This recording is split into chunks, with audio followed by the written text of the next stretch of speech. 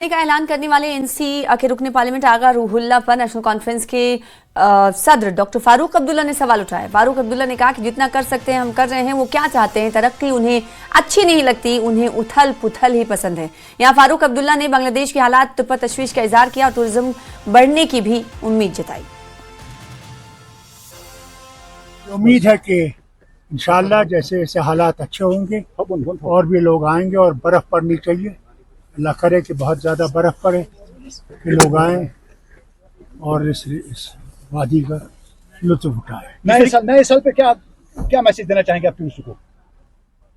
कि भाईचारा रहे, हम लोग इकट्ठे रहें, इत्तेहाद और इत्तेफाक में रहें और दोस्ती में रहकर आगे तरक्की करें। जिस तरीके से सिर्फ मुल्क में अभी काफी सारी जगहों से जो रेडिकलाइजेशन हो रही है, तो इस हवाले से क्या पैगाम रहेगा सर? रेडिकलाइजेशन कहाँ नहीं है? क्या कोई जगह है जहाँ रेडिकलाइजेशन नहीं है? बांग्लादेश में जो हो रहा है सर, बांग्लादेश अपना अलग मुल्क है। अल्लाह करे वो भी ठीक हो जाए, वहाँ भी अमन से इलेक्शन हो, नई हुकूमत आए और दोस्ती की तरफ चले।